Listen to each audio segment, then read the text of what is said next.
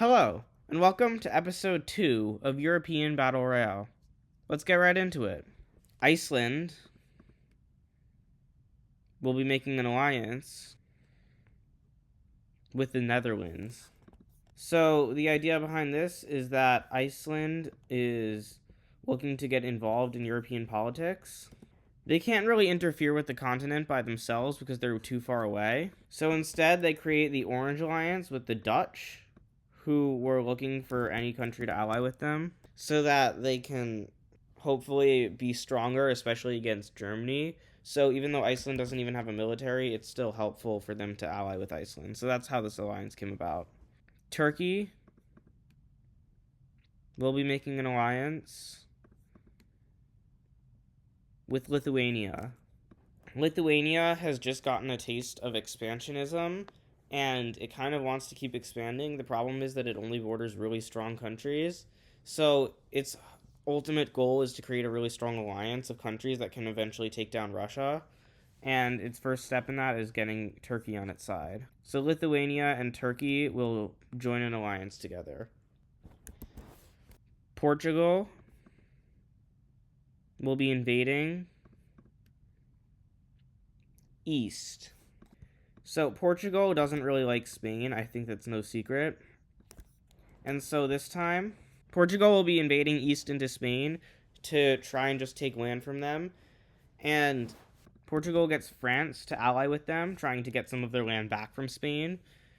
And Spain, as part of their plan, had tried to get Andorra to help them out here, but Andorra will stay suspiciously silent over the whole thing, probably realizing that it's not a good idea to get involved in this war, especially on Spain's side. So they just leave it out, or sit it out, and pretty immediately Spain loses their northern coast. Portugal sends troops in mostly in the north where France can help them out, but also a few troops in the south. Spain actually does pretty well in the south, invading into Portugal and taking their southernmost lands.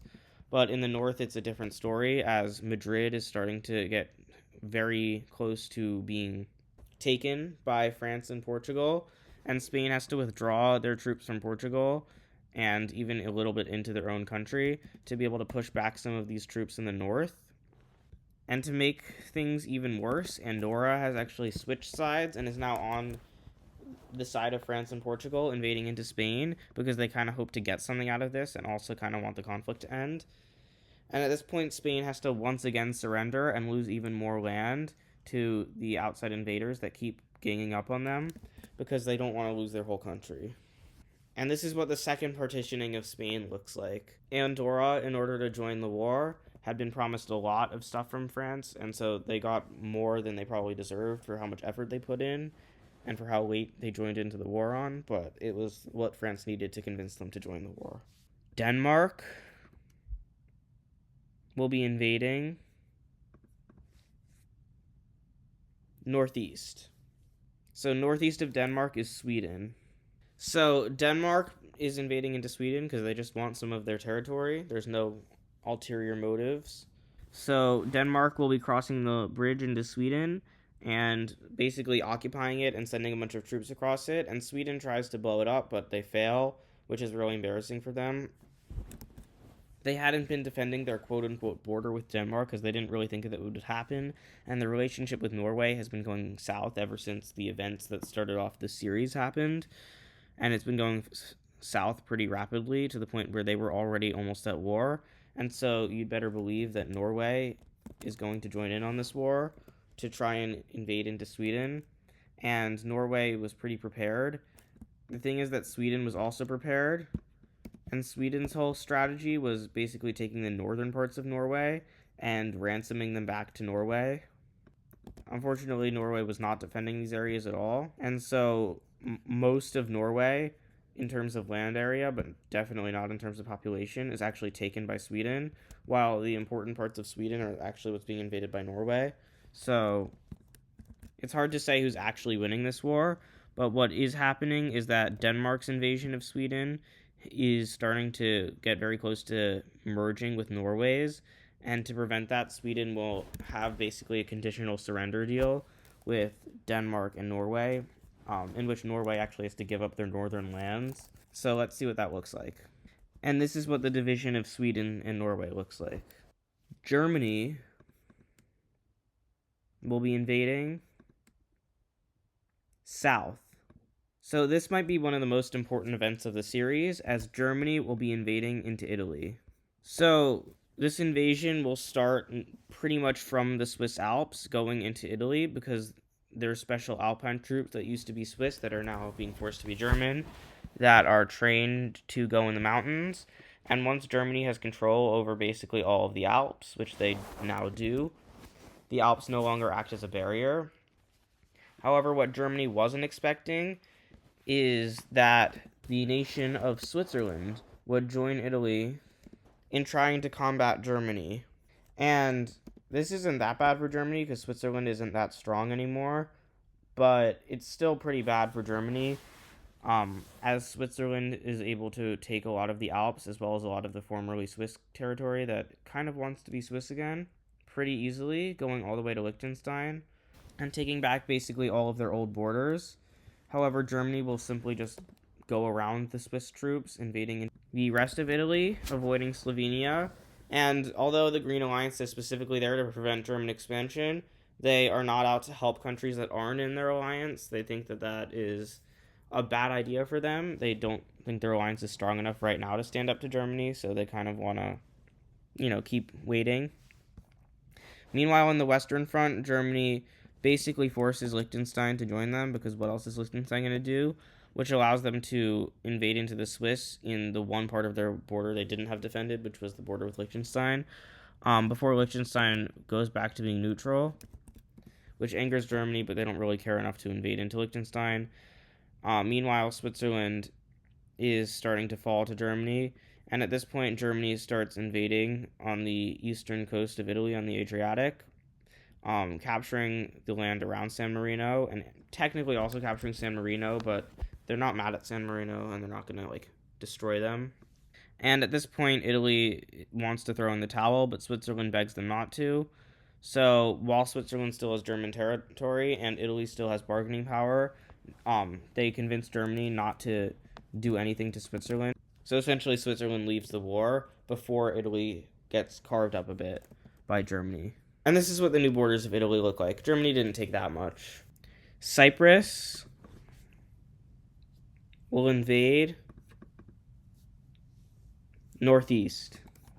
So, although the Turkish Republic of Northern Cyprus doesn't exist in this series, the bitterness between Cyprus and Turkey definitely does. And so Cyprus will declare that Turkey has invaded them with Northern Cyprus. And we'll say somehow they reunited their own island, because why not? And so they will start sending troops into Turkey.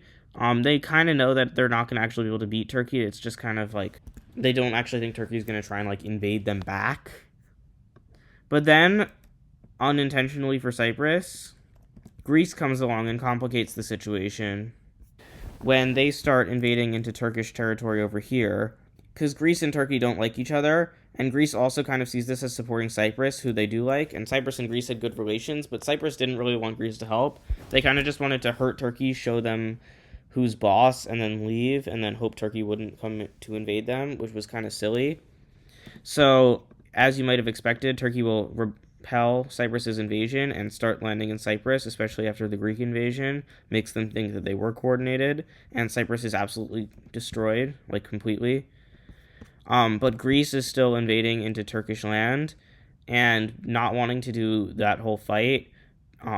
Once Greek troops are out of sight of Istanbul, not wanting to have urban warfare in Istanbul, Turkey will cede the rest of Thrace to Greece in exchange for Istanbul being spared.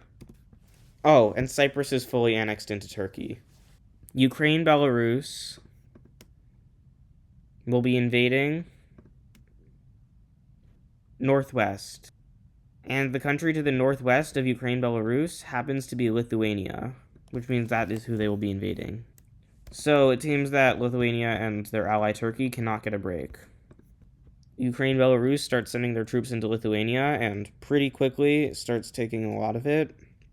However, this won't go unnoticed by Turkey, who sends troops through the Black Sea and starts surrounding Crimea. A bunch of naval battles happen in Crimea, and Turkey is not the victor. They actually lose more ships than Ukraine Belarus does, but they do manage to land a brigade of troops all the way over here, away from where Ukraine's battleships were, that the battles were actually going on around Crimea. And quickly they invade into this section of Ukraine Belarus and start invading. And once they've captured this territory, Ukrainian battleships can't really reside there anymore, which means it's easier for Turkey to move more troops there.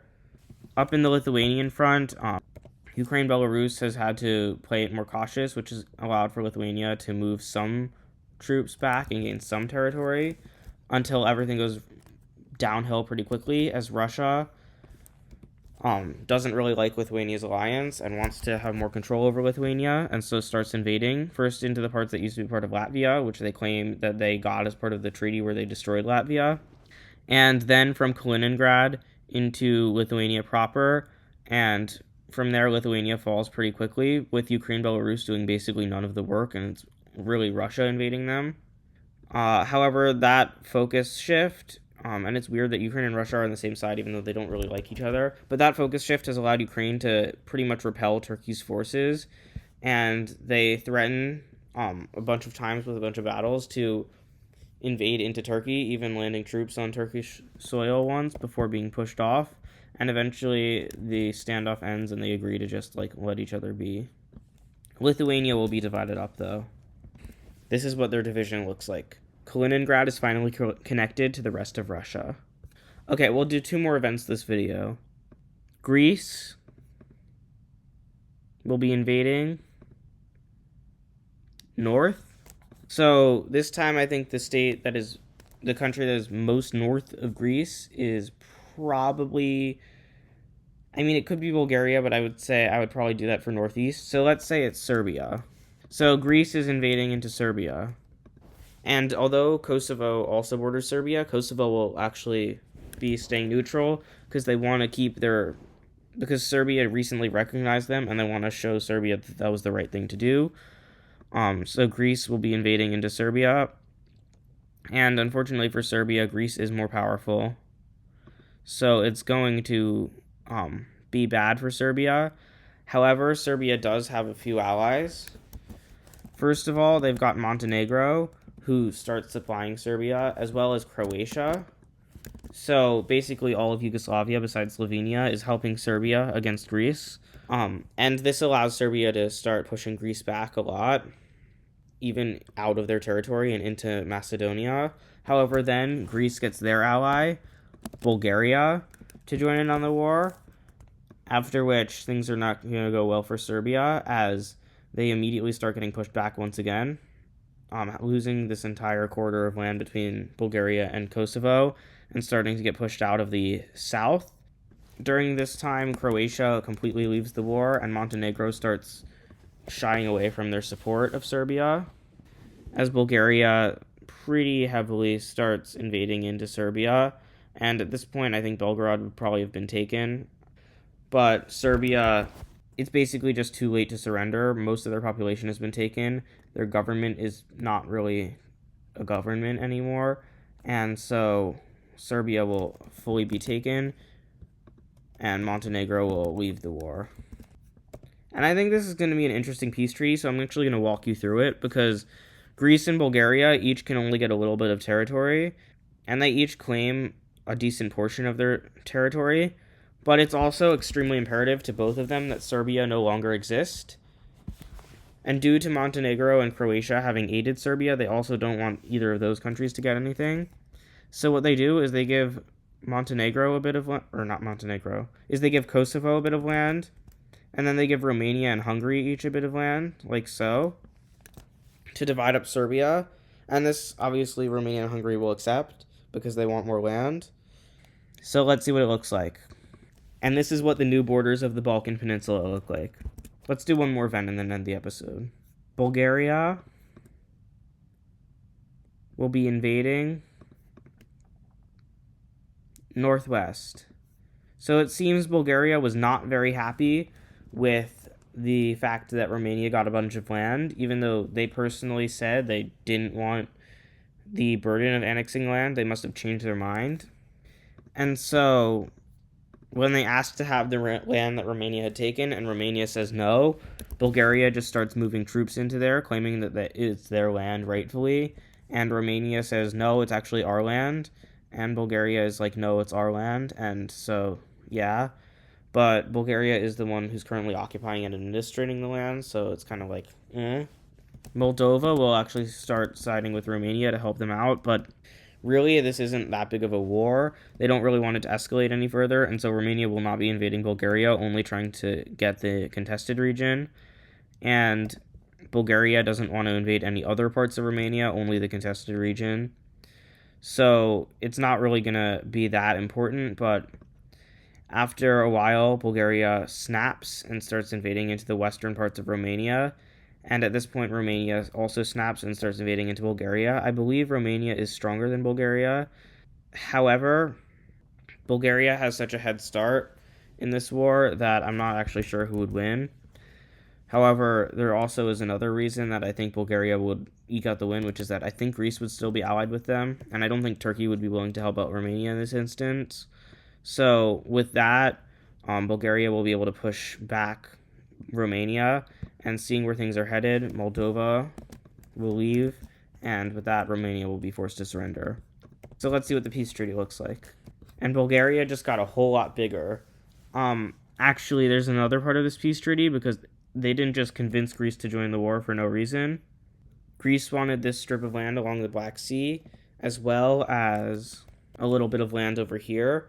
So Bulgaria gave that up in order to get some land from Romania, which is why they were so aggressive with Romania in the first place. So these are what the new borders of the Balkans look like. So comment down below who you think is going to win. And if you like this video, make sure to smash that like button and subscribe so you don't miss it when the next one comes out. And with that, thank you for watching, and I'll see you next time.